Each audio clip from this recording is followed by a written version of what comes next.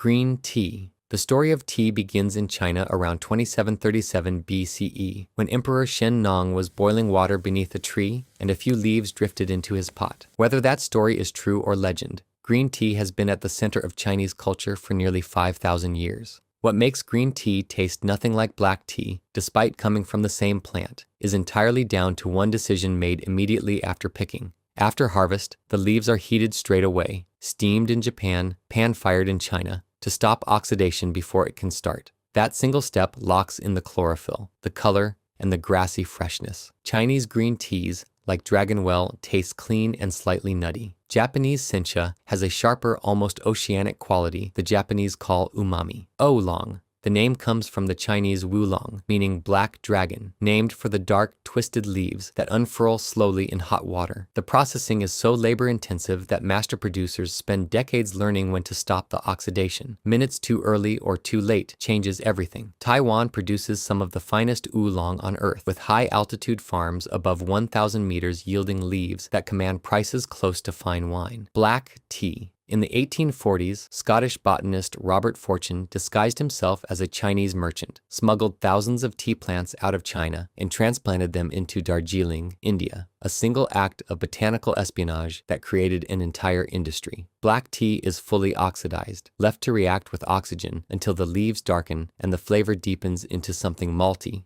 bold, and sometimes almost chocolatey. Fortune's stolen plants gave birth to Darjeeling and Assam, two of the most distinct teas on earth. Assam is thick and punchy, built for milk, the backbone of every builder's tea. Darjeeling First Flush is lighter, aromatic, with a muscatel quality that serious tea drinkers compare to wine. Matcha. 3 weeks before harvest, Japanese farmers drape their tea plants in shade cloth, cutting off sunlight entirely. The plant panics. It floods the leaves with chlorophyll and amino acids trying to survive, turning them an almost supernatural deep green. Those leaves are then stone ground into a fine powder and whisked directly into water, not brewed and discarded like other teas, but consumed whole. That's why the flavor is unlike anything else. Zen Buddhist monks drank it before meditation for its unique combination of caffeine and L-theanine, which creates calm focus rather than the jittery edge of coffee. The Japanese tea ceremony, chado, the way of tea, was built entirely around it. White tea. For centuries in China's Fujian province, this was so rare and precious that only the emperor was permitted to drink it,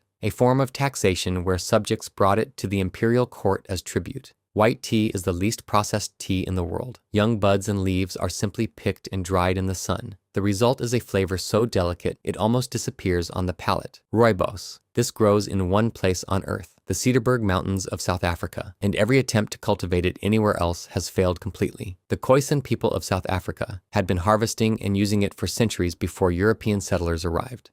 In 1904, Russian immigrant Benjamin Ginsberg recognized its commercial potential and began selling it as an affordable alternative to imported Chinese teas. The name means red bush in Afrikaans, and the brew is a rich amber red with a sweet, earthy flavor. Rooibos is completely caffeine-free, which makes it the only tea safe to drink immediately before sleep. Masala Chai. Chai simply means tea in Hindi, so when you order a chai tea latte, you are ordering a tea latte. What the world calls chai, India calls masala chai, spiced tea. Spiced herbal drinks were central to Ayurvedic medicine across the Indian subcontinent for thousands of years. But the version with black tea at its base didn't become widespread until the early 1900s, when British colonial tea companies aggressively promoted Indian-grown tea to the Indian population, a profound irony given that Britain had built its empire partly on taxing and controlling tea. The Starbucks version is syrup in hot milk. Real masala chai brewed from scratch takes 10 minutes and tastes like a completely different drink. Make it once and you'll understand.